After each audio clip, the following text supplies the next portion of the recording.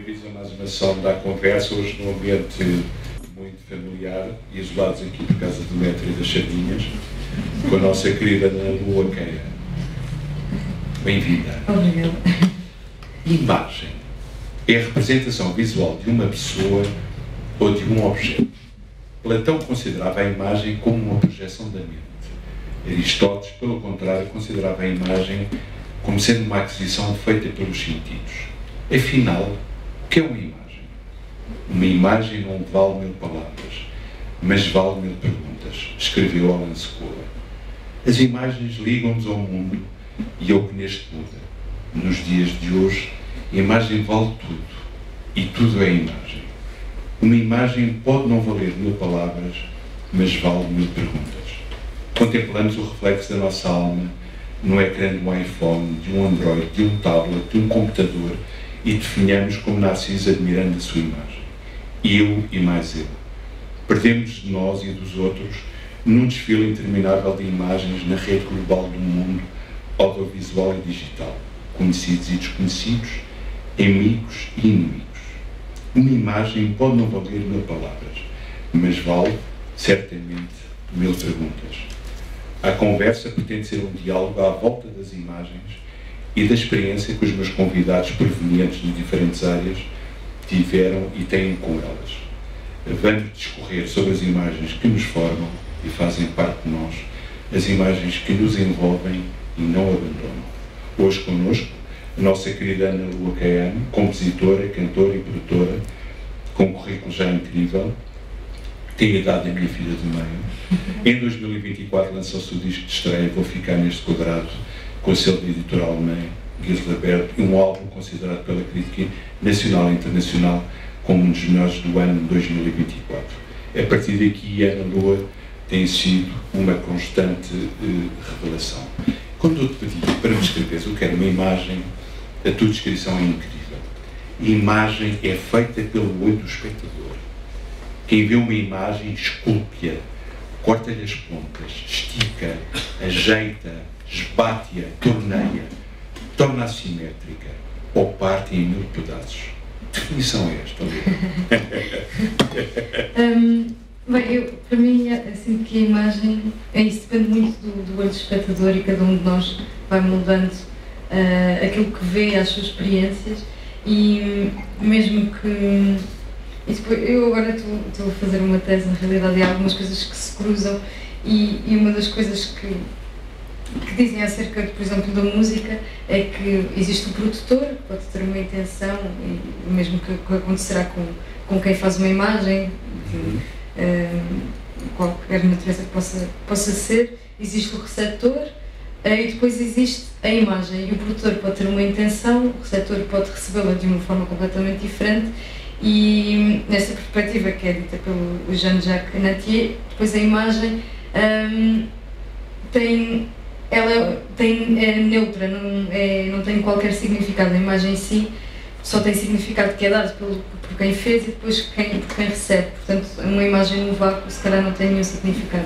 E é um bocadinho foi por isso que escrevi essa frase, porque a imagem só ganha significado ao olho de quem a vê e hoje em dia também com as redes sociais e tudo mais conseguimos perceber às vezes como a mesma imagem pode ter tantas perspectivas e tantas reações diferentes e nenhuma se calhar é igual.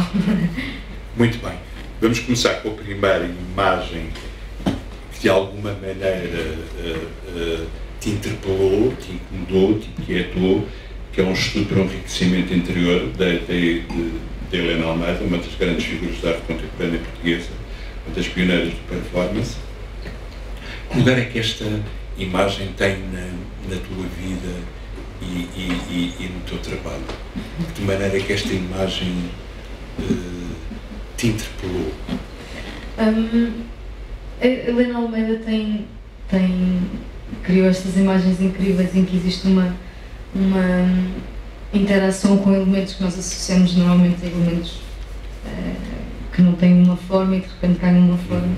E eu sinto que o trabalho dela foi, que desde muito nova vi em museus, e foi assim dos primeiros trabalhos que me marcou, precisamente por desafiar, às vezes de forma tão simples, a imagem e quebrar essa barreira tridimensional que a imagem não tem, que o desenho não tem, a pintura não tem, mas ela torna tridimensional, e ela tem trabalhos que têm sempre muita força, e podia ter escolhido se calhar qualquer imagem, mas acabou por escolher esta. Não, mas achei fantástica, porque tem, até há quem diga que o azul que ela tem é o azul do Yves Klein, e ela engolir a própria cor. Ela tem uma frase muito interessante, onde ela diz que a obra é o meu corpo é a obra.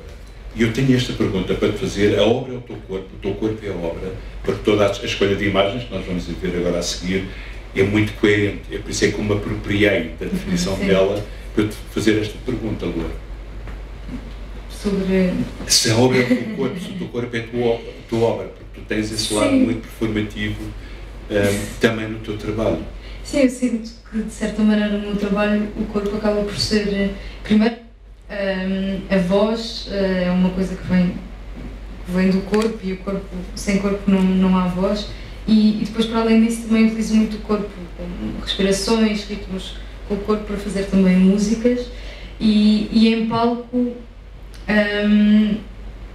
eu tento interpretar as músicas quase como se fosse uma atriz, em que, independentemente do que a música disser, mesmo que não seja algo que seja do meu ponto de vista ou biográfico, tento agir como se fosse, e portanto o meu corpo acaba por ser uma espécie de ator, ou como se estivesse a tentar espelhar aquilo que a música diz, para além de depois também eu próprio fazer música. Então sinto que o corpo é muito importante também para mim na minha obra, e depois também, se calhar, nos vídeos e em tudo mais, acaba por ser também uma extensão das músicas, e o corpo tem sempre também muita importância, portanto, sim, acho que sim, mas eu assim, acho que sim.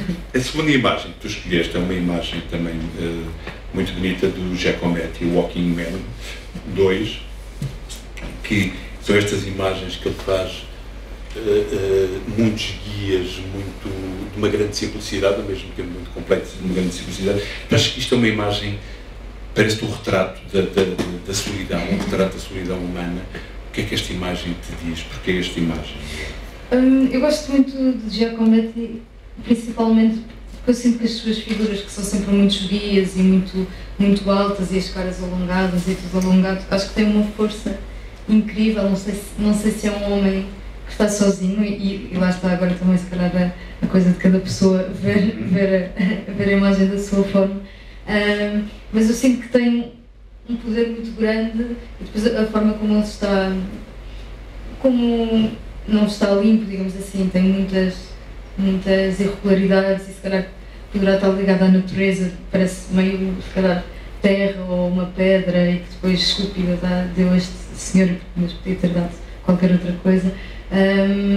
Mas também pode ser um homem solitário, pode ser um homem terra, e portanto, mas eu sinto que quando olho para estas estátuas não vem propriamente assim uma história, vem quase como um sentimento ou uma coisa de ser uma imagem que me causa algum impacto por ser tão forte. Eu não sei descrever porquê. Não, é que é muito interessante, porque a imagem seguinte que tu escolhes é do Egon Schiele, que é um autorretrato dele nu, que é uma imagem incrível, visceral, muito física, muito disforme. Ele tem este tipo de imagens, de alguma maneira ligo também ao Giacometti. Porquê esta escolha desta imagem? O que é que esta imagem se calhar para mim, como disseste, também se cruza muito com o Giacometti, e para mim acho que são ele faz figuras muito, quase que deforma as figuras, e cria essas figuras também um pouco alongadas, e que quase que conseguimos ver o interior muitas vezes, quase como se conseguíssemos ver as veias ou os músculos da pessoa, e ele tem esse poder também e acaba por ser quase imagens que se calhar incomodam, ou que não são às vezes muito agradáveis de ver, mas que têm assim um poder brutal. E eu sinto que as duas estão muito interligadas, porque têm a ver com este corpo que é deformado e que não é limpo, que é torto e estranho, Pronto, e acho que se calhar tem alguma atração por esse tipo de imagem. Não, porque agora passamos deste tipo de imagens e desta expressão para agora uma obra da Marina Abramovic, que ela fez com o Lai, que é o Rest Energy, uma performance radical. Aqui temos, não sei o quê, 4 minutos para 4 mãos, não é? Em que há este equilíbrio e que ela no fundo diz que nós somos todos interligados, não é?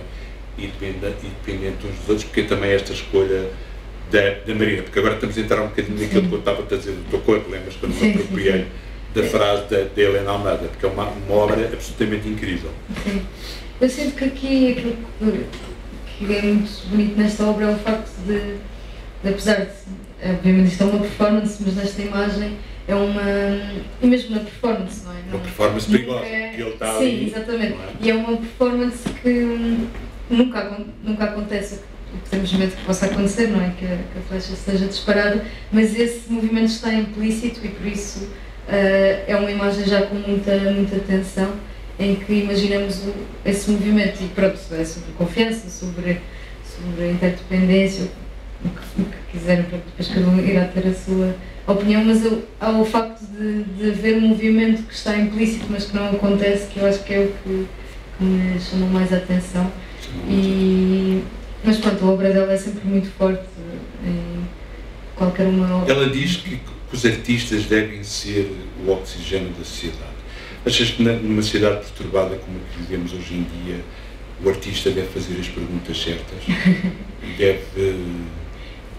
Eu acho que a arte pode ter muitos propósitos, tal como se calhar a música pode ser de intervenção, pode ser só para entreter, pode ser para dançar, pode ser para chorar, e eu sinto que pode ter muitos propósitos e no meu caso acabo, se calhar nas minhas canções, muitas vezes por refletir um bocadinho sobre aquilo que se passa,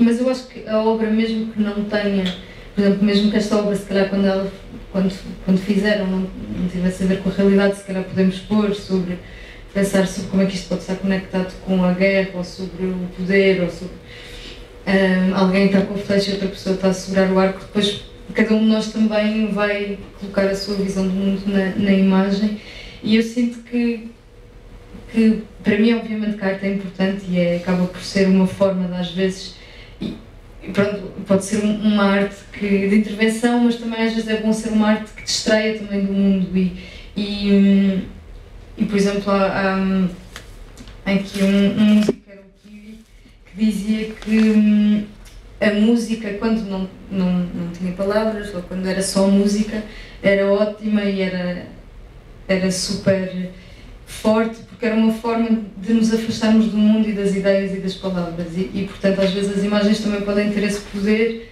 e podemos querer que elas não nos levem para a realidade e que nos façam ir para outros sítios que nós não sabemos distinguir. Portanto eu acho que a arte pode ter muitos papéis e depois às vezes depende do dia, do que é que nós queremos escolher. Na tua coerência de imagens, agora entramos outra vez num de histórias que eu gosto mais, que é o Roger Baldwin, que é absolutamente incrível, que tem uma obra incrível, que era um geólogo que foi viver para a África do Sul e depois começou a entrar, através do seu trabalho, começou a entrar nas casas das pessoas, ali nos arredores de Joanesburgo, e começou-se a deparar com estas figuras estranhas e o que as pessoas tinham ligado. E aqui tu escolheste esta imagem que se chama o Genome da Phone, não é? Que temos este menino Otfone agarrado ao rabo de um gato e há um cabide que está torto. Podia ser outra imagem, mas porque esta Lua? Eu gosto imenso do trabalho dele porque é muito... Ele vai para as casas das pessoas, mas ao mesmo tempo também encena certas cenas e se calhar... E portanto fica sempre um bocadinho entre biografia, realidade e ficção, porque estas pessoas existem e vivem... E muitas vezes ele retrata pessoas que vivem mesmo em condições muito difíceis, em casos muito pobres, pessoas com deficiências, mas depois também encena e cria estas imagens, não sei se foi ele que interpretou, mas é engraçado porque é sobre... Como ele intervém sobre a imagem. Intervém sobre a imagem. Sobre uma fotografia documental em que ele começa a criar conceito. E ao mesmo tempo cria conceito e eu acho que é bonito não se saber bem se isto aconteceu espontaneamente, provavelmente o gato sim, diria, mas, Sim, mas não. olhar, não é? Mas o telemóvel, pronto, é bonito pensar que não se sabe bem onde é que começa a ficção e onde é que acaba. E daqui passamos para o José Kossuth, 1 e 3 cadeiras no MoMA, em 1965. Eu vou pedir aqui à Matilde, portanto, é um mote esta peça tem 60 anos, é uma peça absolutamente incrível, não é? Aqui temos a peça, a ideia de ter uma cadeira no museu, depois a fotografia, não é? Da cadeira e a definição da cadeira. Porque esta imagem também é tu dás cabo de mim, tens dado cabo de mim na coerência relativamente às imagens, não é? Epá, e depois isto é incrível, eu tinha 20 anos quando fez esta peça. Sim. O que é que esta peça te diz? O que é que uma cadeira no museu? E depois a fotografia da própria cadeira e a definição da cadeira. Pois, aqui é um bocadinho sobre o que é a cadeira, se é o próprio objeto, e se calhar poderá ir de encontro um bocadinho à obra de Magritte de isto não é um cachimbo, em que está um cachimbo desenhado, não é? E portanto é um bocadinho sobre, existe a cadeira real e a cadeira podia ser outra cadeira qualquer, mas é aquela cadeira, e depois existe a fotografia da cadeira, e será que a fotografia da cadeira é a cadeira, e será que a definição da cadeira é a cadeira? Eu acho que, por exemplo, uma imagem, que se calhar a fotografia de um sítio, de uma paisagem, nunca é tão forte como do que a paisagem original, e também pensar sobre isso, será que a fotografia da cadeira é mais forte ou causa mais impacto do que a própria cadeira? E depois há assim várias perspectivas. O Paulo Virilio dizia que as coisas só tinham força se fossem vistas no mesmo espaço e no mesmo tempo, mas ao mesmo tempo uma imagem poderá ter mais força, uma pintura que não é totalmente igual à paisagem, mas que distorce e se calhar põe um bocadinho da imaginação do pintor na paisagem, se calhar torna a paisagem mais interessante do que a paisagem. E portanto eu acho que é um bocadinho sobre isso, sobre o que é Não, tem um bocadinho a ver com aquilo que nós os dois estamos a falar há bocado. Caixas de Carta deve oferecer ao público diversas maneiras de participar no processo de construção de significado, ou seja, tem que ter cada vez mais hoje em dia esse lado de intervenção, de obrigar o público a pensar, a questionar, a intervir na obra. Sim, pois, eu acho que nunca há muito controlo sobre o modo como o público vai percepcionar uma imagem, ou se ele sequer vai prestar atenção. Se calhar podemos fazer uma imagem que achamos que vamos fazer as pessoas pensarem, se calhar não vão. E portanto eu acho que isso é sempre um bocadinho difícil de prever, mas eu acho que qualquer imagem tem esse poder de fazer as pessoas pensar, se calhar dependendo do contexto. Por exemplo, o urinol do Duchamp na altura se calhar foi algo que de repente fez as pessoas pensarem mais, porque não existia nada parecido, ou foi assim uma inovação na altura, mas eu sinto que qualquer imagem tem um poder de fazer as pessoas questionar. Isso depois depende muito do contexto e de cada pessoa, sim. Vamos pensar agora a imagem número 6, é uma peça do Santiago Serra, que é um artista contemporâneo espanhol. Ele fala muito sobre a discriminação social e racial, sobre as condições do trabalho. Esta imagem tem imensa força. Porquê? Porque também a escolha desta imagem, destas duas figuras assegurarem esta peça. Eu na sua obra critico um pouco o trabalho que é mal pago, e ele critica o trabalho que é mal pago e paga estas pessoas também muito mal. E acaba por ser, depois é um bocadinho sobre, se calhar pensarmos, acho que tem muita força por nós sabermos que estas pessoas aceitaram fazer isto também por pouco dinheiro e está a chamar a atenção, mas no fundo ele também está a fazer isso, mas se ele não tivesse a pagar pouco também não tinha o impacto que tem. E, por exemplo, há muitas outras obras que também deve tatuar uma linha nas costas de várias pessoas, que as pessoas fazem isso para ganharem dinheiro, e ele fala um bocadinho sobre essa sociedade em que as pessoas realmente estão a receber mal, não há condições de trabalho, e que aceitam fazer qualquer coisa para ganharem dinheiro, mesmo que seja pouco. E por isso estas imagens têm sempre mesmo muita força, porque ele leva isso a situações extremas e situações que se calhar não têm utilidade, digamos assim, e mete-as num contexto artístico, e aqui neste caso se calhar é uma obra que pelo menos a mim me faz pensar muito, denuncia não é? Além de observar, denuncia, não é? Sim. E a arte tem que ter esse poder também de denunciar, não é? Cada vez mais. Porque daqui saímos para o Francis Alves, porque também fiquei, é que eu vos digo, e como estamos aqui num ambiente muito intimista, que é na coerência da escolha das imagens da Lua que me deixou surpreendido, não é? Então, este senhor ou outro, que é arquiteto, não é? E que depois, entretanto, vai para o México, que participar na construção da cidade, depois do terremoto, e começa a interagir na cidade com estas peças.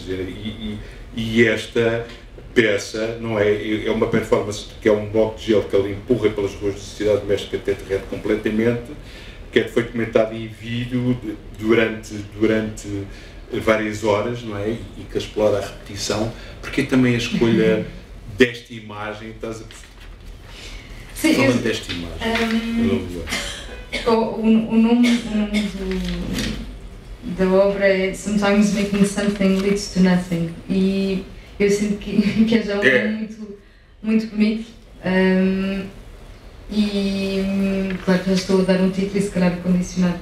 Se as pessoas não soubessem. Não. É exatamente não, sometimes making something leads to nothing, tal e qual. E é super bonito porque ele a arrastar um pedaço de cubo pela cidade, e ele tem muitas performances que, por exemplo, de tentar mudar a duna de um sítio para o outro. Uma canta com latas de tinta também pela estrada a pintar, outra com um carrinho e com um cavalinho, não é? Sim, portanto faz muito destas performances que são de coisas que são muito fortes visualmente e que depois na realidade são coisas inúteis. E eu acho que isso tem, pronto, que é que se calhar me atrai mais, mas é engraçado como às vezes o título pode condicionar aquilo que nós vemos também numa imagem, e porque se eu não tivesse dito o título, ou se o título fosse outro, fosse Arrefecer a Cidade, se calhar a nossa perspectiva é outra. Mas esta imagem, tanto como outra, esta imagem é muito interessante, porque é sempre formas de denúncia contra a ocupação urbana e a expansão do meio urbano e como nos oprime e oprime as pessoas. Achas, voltando um bocadinho àquela questão que nós estávamos a dizer, que a arte tem que denunciar, achas que a arte é importante, que o artista de alguma maneira tem cada vez ser mais político, ou seja, intervir na política não como uma voz ativa e pertencer a um partido, mas voltar a denunciar as injustiças, demonstrar o que se passa, alertar as pessoas para o que está a passar, principalmente agora quando nós estamos a ver o que está a passar, não só em Portugal, mas na Europa, mas nos Estados Unidos, com estes movimentos radicais a crescer, ou seja, tem que estar em cima, tem que denunciar. Eu acho que, por exemplo, que é um bocadinho o que eu estava a dizer, que para mim é algo que eu faço se calhar naturalmente, porque desde muito nova comecei por ouvir Zeca Afonso, Sérgio Godinho, que nas suas canções, Fausto e tudo mais, pronto, que Zeca Afonso, Sérgio Godinho, José Mário Branco, mais que denunciavam muito aquilo que estava a acontecer, não é? Antes da ditadura e mesmo depois da ditadura continuaram a ter canções muito políticas e muito interventivas e falar sobre a sociedade, então sinto que para mim também quando comecei a compor houve também essa necessidade, talvez muito inspirado ou olhando para esses compositores. E em Portugal a música de facto teve, e portanto a arte teve um papel super importante na denúncia de situações. Por exemplo, a Paula Rego também fez uma série de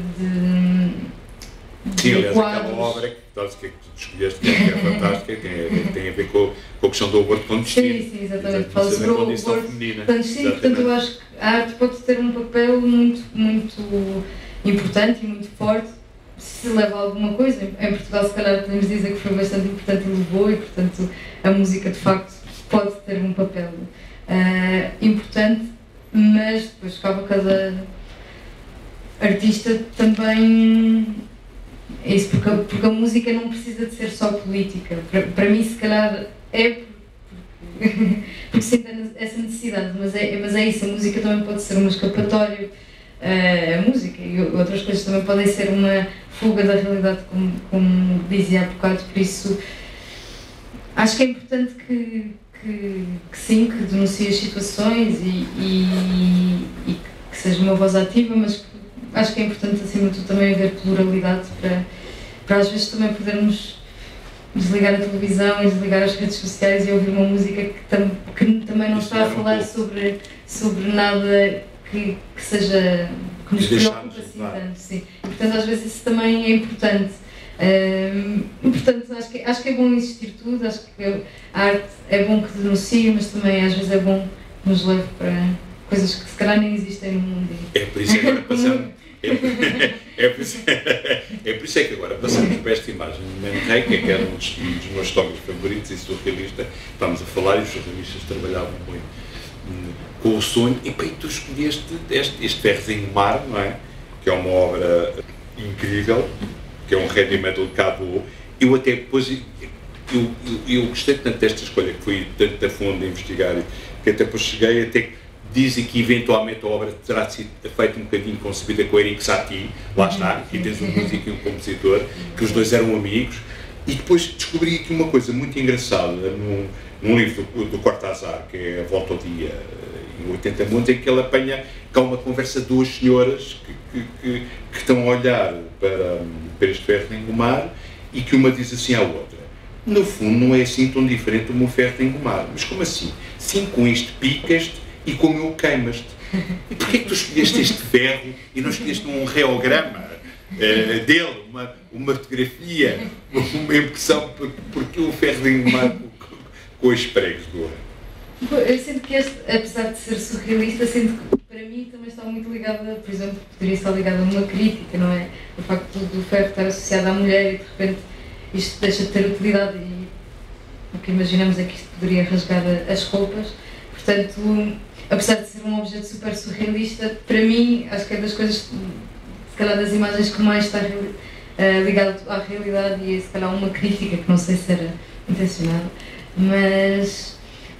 mas pronto, tem assim, os surrealistas faziam muito isto de tentar deturpar e fazer com que um objeto fosse outro objeto e eu também esta imagem teve um edital, desapareceu no dia da inauguração exatamente, depois o Man Ray fez 5.000 cópias à volta desta imagem e não há procura ainda do original.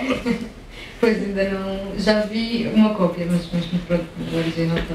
E daqui saímos outra vez, outra imagem absolutamente incrível e para dois artistas, que é o Cristo a trabalhar com o Jean-Claude, este para o cais flutuante da Floating Pier, que é esta instalação magnífica, feita em Itália, no lago de Iseu, entre 18 de junho e 30 de julho de 2016, e a obra permitiu aos visitantes caminharem sobre a água, não é? Ligando a cidade de Solzana a duas ilhas do lago, Montisola e São Paulo, por meio de um sistema modular de pontões flutuantes cobertos com tecido amarelo. Além da beleza visual deste trabalho, que é incrível, tudo isto é financiado pelo Cristo e pela mulher dele, porque ele financiava os seus próprios trabalhos e com a venda dos seus esboços. Porquê é que escolheste também esta obra dele e não escolheste outra que ele fez no Central Park? Não sei se vês que é muito bonito, é que ele cobriu o parque do Central Park. Porquê esta obra do cais, dos floating piers? Eles têm obras muito bonitas e que às vezes cobrem completamente monumentos e deixamos de os conseguir ver. Aqui eu sinto que escolhi esta imagem porque, para além de ter esta força de estar quase a cobrir esta ilha, depois tem este elemento gráfico que para mim me chamou bastante a atenção e portanto é quase uma mistura entre realidade e pintura para mim. Consigo quase ver uma forma desenhada na paisagem e isso é super bonito porque normalmente as paisagens são bastante naturais, ou neste caso temos árvores, um mar que tem muito movimento e muitas mudanças e depois de repente temos aqui estas linhas super que não são nada naturais, que na realidade também vemos com as autoestradas e tudo mais, mas não estamos habituados a ver num rio ou neste ambiente e portanto achei muito interessante esta intervenção. Ele disse a propósito deste trabalho, eu disse, não há bilhetes, porque entretanto o acesso foi gratuito 24 horas por dia a todas as pessoas. E o Cristo disse, não há bilhetes, aberturas, reservas ou proprietários. O cais flutuante é um prolongamento da rua e é de todos. São projetos que não podem ser comprados, não podem ser adquiridos, não podem ser possuídos, mantidos. São projetos feitos em total liberdade. E eu volto um bocadinho à política. Achas que a arte tem que ser um prolongamento da rua, uma estrada onde nos encontramos e caminhamos juntos? Achas que a estrada rima com liberdade? A ideia de arte para todos. Que isto é muito bonito. Ou seja, porque ele dizer isto é a maior afirmação de liberdade. Acho que o artista tem que ser completamente livre na concepção. Ou seja, acho que o artista tem que necessariamente tem que ser independente financeiramente, economicamente, para poder fazer o que quer, para dizer o que quer, sem medo de ninguém, sem ser censurado por ninguém. Porque isto é a máxima liberdade. Sim. Eu sinto que a arte não deveria ter o propósito de ser lucrativa. Acho que isso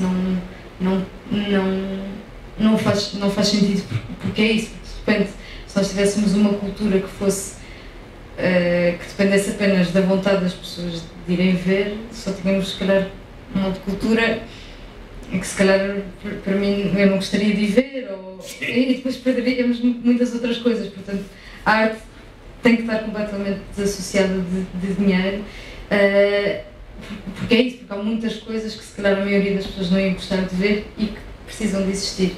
E, portanto, para mim, a ideia da arte gratuita, que pudesse ser aproveitada e vista por todos e que houvesse uma liberdade também dos próprios artistas para fazerem aquilo que quisessem, seria o ideal. E acho que em Portugal ainda estamos um bocadinho longe, ainda deveria haver muito mais apoios, muito mais coisas, porque depois, de repente, é isso, o músico poderá estar refém, ou o artista, de ter que lucrar com aquilo que faz, e isso depois pode não ser sinónimo de algo que o artista gosta, ou que seja interessante, se calhar, para ele. Portanto, as duas coisas, a arte não é um negócio, não é uma empresa, é simplesmente uma forma de expressão, e, portanto, estar ligado ao dinheiro já não faz muito sentido para mim. E de agora passamos para o cinema, e tu escolheste 3 filmes completamente diferentes, todos muito bonitos. Primeiro este da Jane Campion, o piano, esta senhora muda, surda, que vai para a Nova Zelândia com a filha para um casamento que ela não quer, ou seja, que é um casamento arranjado, não é? E tudo o que ela tem ao piano, além da sua filha, e entretanto o marido despreza o piano, lembras-te, entretanto não quer deixar ficar o piano, e entretanto há o capataz da fazenda que fica logo fascinado com a figura dela, e entretanto leva o piano e depois combina com ela ter lições de piano, depois entra ali e depois entramos numa descoberta do humor através do piano. Porquê que tu escolheste o piano da Jane Campion, este filme? Pela música, pela história? Aqui o piano tem muita força porque é uma espécie de meio de comunicação, porque ela é muda. Muito bem.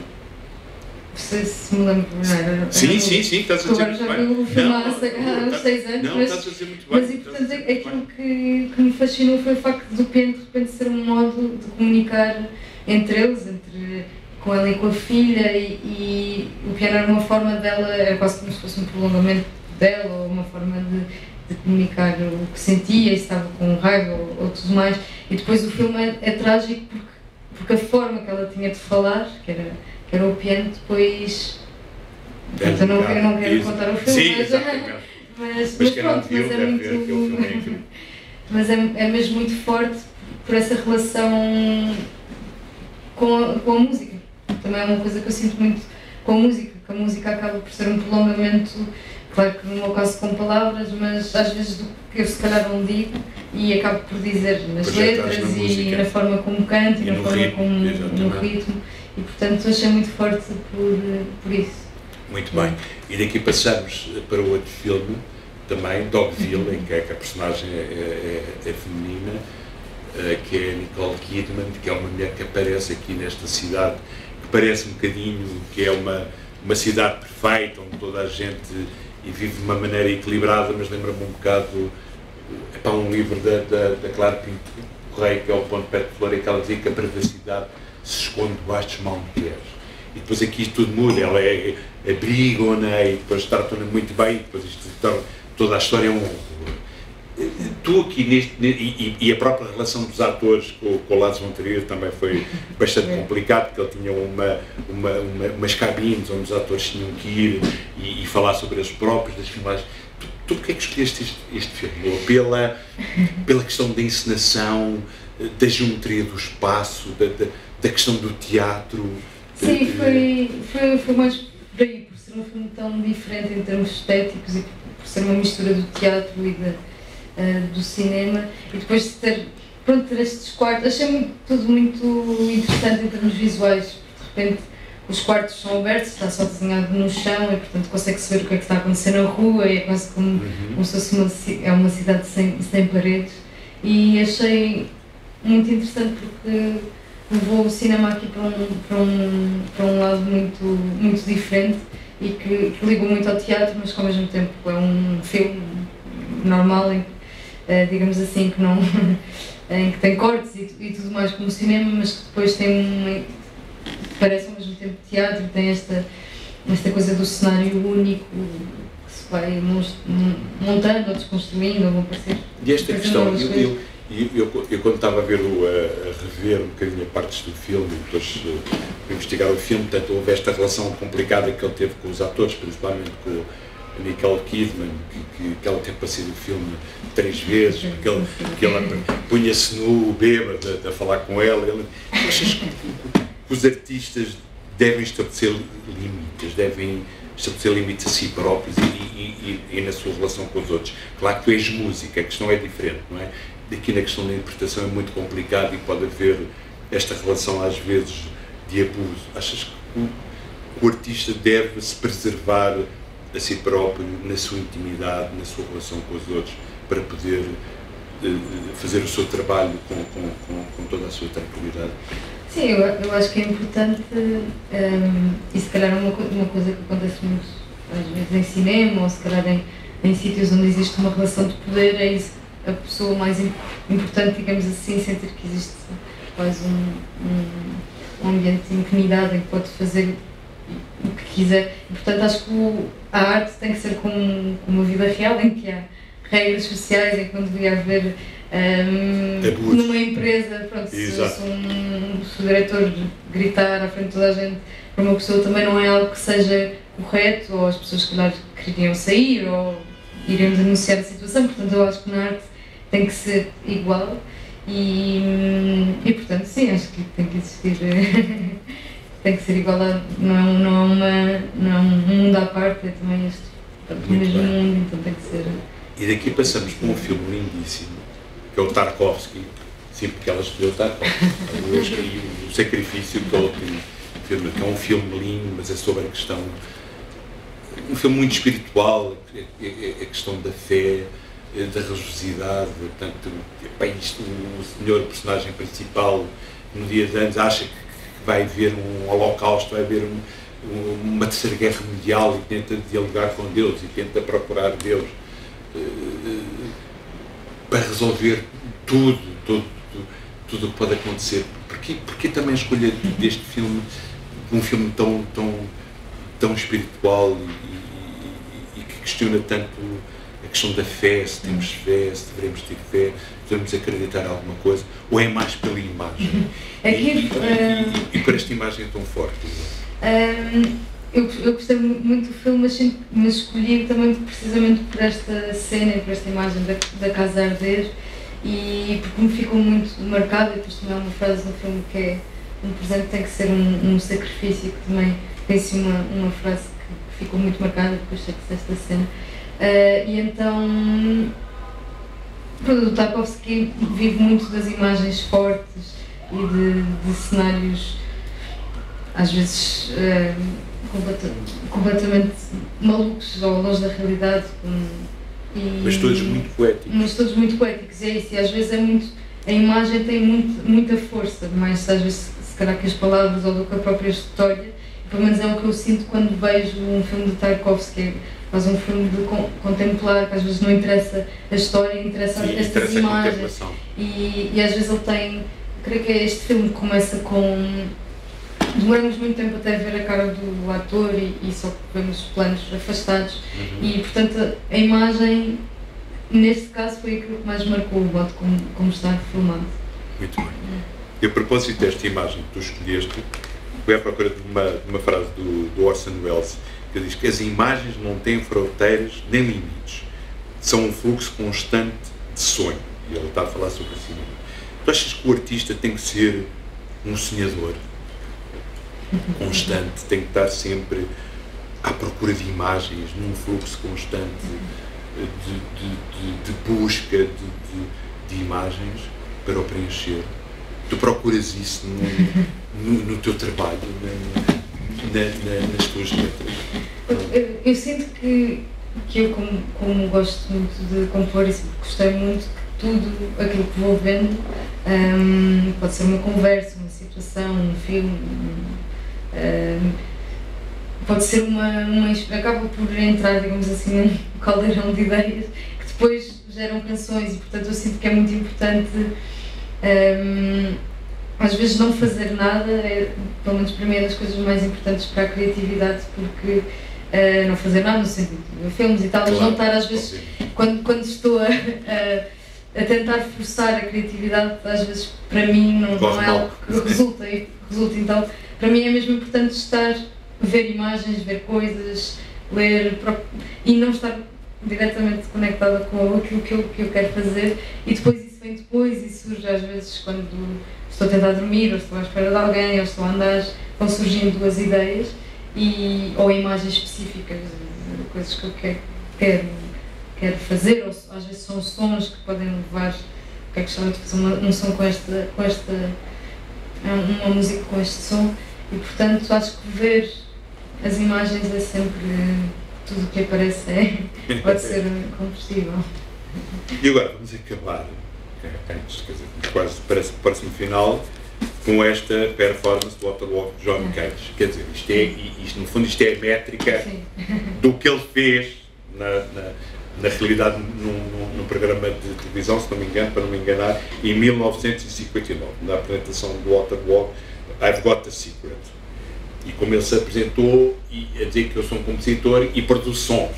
E depois aquilo foi a gargalhada geral, estamos a ver a América, anos 50, não é? Da preto e branco, aquelas famílias, ele discretamente, Friction, Substitute, Start Tape, Wind Explode, Fish in the Tub, Ice in the Glass, e é isto que ele estava a fazer. E há uma constante gargalhada atrás neste programa. Pois até isto é muito interessante vocês verem, isto está no YouTube e pode-se ver.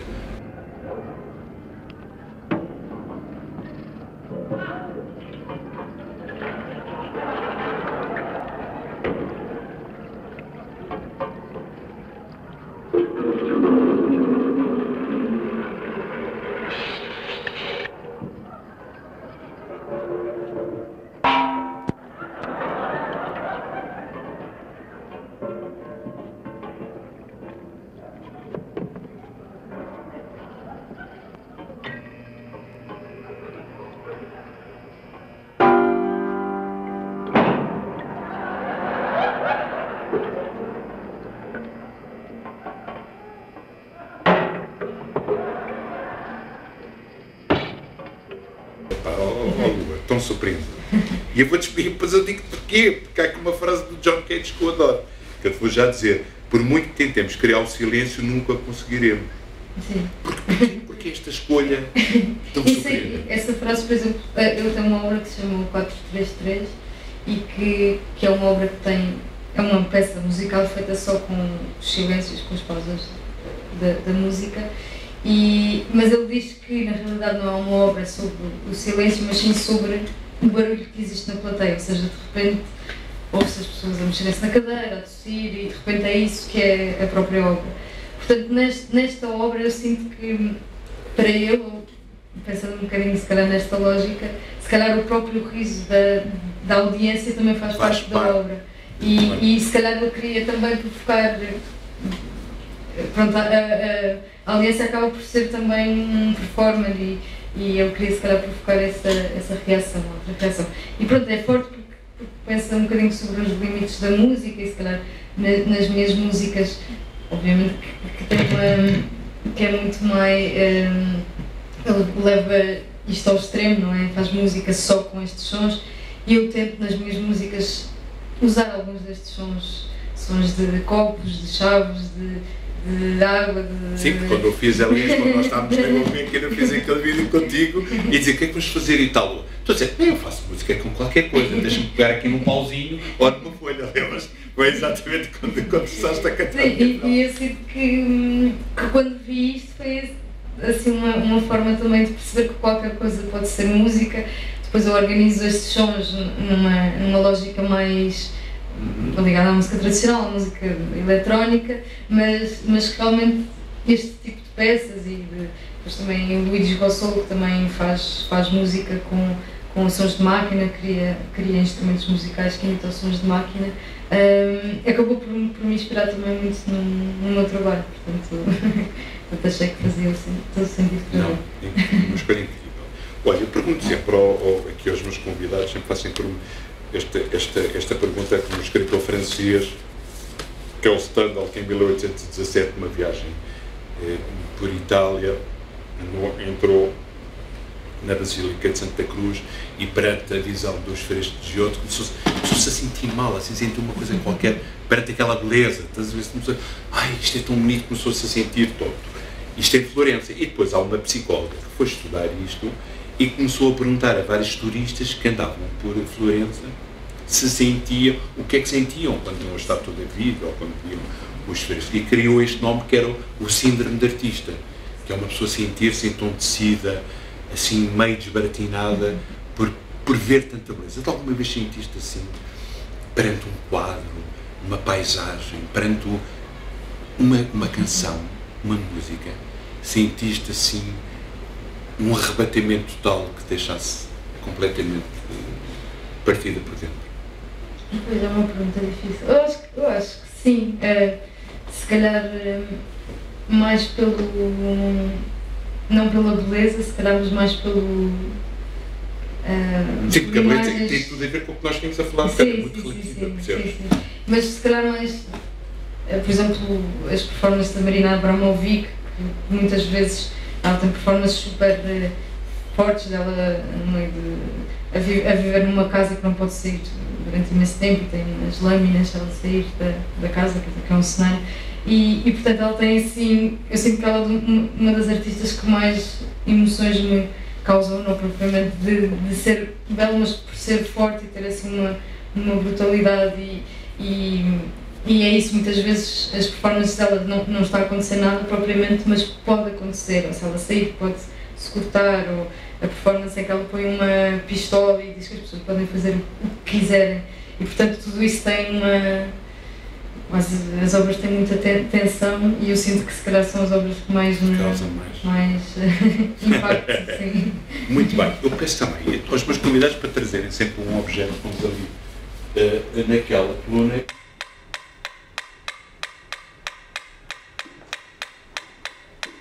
É um trono que eu usava, que era da minha mãe, que ela já usava quando tocava guitarra e que eu usava também para estudar piano, mas já está muito velhinho, então de repente já não tem o propósito de um trono.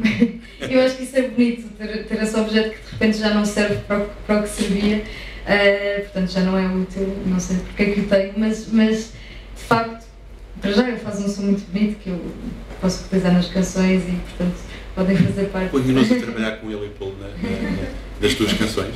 Eu gravo tudo o que vejo à minha volta, vou gravando e portanto é por isso que eu não gosto de deitar nada fora, mas achei bonito por ser um instrumento que tem só um propósito, que é de dar o tempo certo e que ele começa, às vezes começa a desacelerar. Para quando não estás à espera, podes mudar o ritmo, exato, como fizeste há bocado. Portanto é um trono experimental, é um trono com picos, não sei. Muito bem. E a escolha do teu poema, que eu a ler, foi O Valor do Vento, do Rui Belo, que eu vou ler para ti e para vocês. O valor do vento. Está hoje um dia de vento, e eu gosto do vento. O vento tem entrado nos meus versos de todas as maneiras e só entram nos meus versos as coisas de que gosto. O vento das árvores, o vento dos cabelos, o vento do inverno, o vento do verão. O vento é o melhor veículo que conheço. Só ele traz o perfume das flores. Só ele traz a música que jaz à beira-mar em agosto. Mas só hoje soube o verdadeiro valor do vento. O vento atualmente vale 80 escudos. Partiu-se o vidro grande da janela do meu quarto. Porquê a escolha deste poema, Luana? Porque é um poema muito bonito, que fala sobre o vento e sobre o vento como um veículo. E muito performativo. Sim, muito visual. E depois acaba com este tom de comédia, que de repente qual é que é o valor do vento. Depois acaba com o vento partiu a janela do quarto, então custa X. E pronto, achei muito bonito por ser surpreendente, por não ser estático, podia continuar com qual é que é a importância do vento, ou o valor, e depois de repente muda ali, e é bastante visual, e gera logo assim muitas imagens na cabeça. Olha, Lua, eu quero-vos agradecer a vossa presença. Nós acabamos sempre com a leitura do poema. Quero-te agradecer, Lua, porque realmente és absolutamente extraordinária, és um amor. Não estava à espera e faço estas conversas já há uma série de tempo, não estava à espera desta escolha de imagens. Portanto, és uma revolução para mim.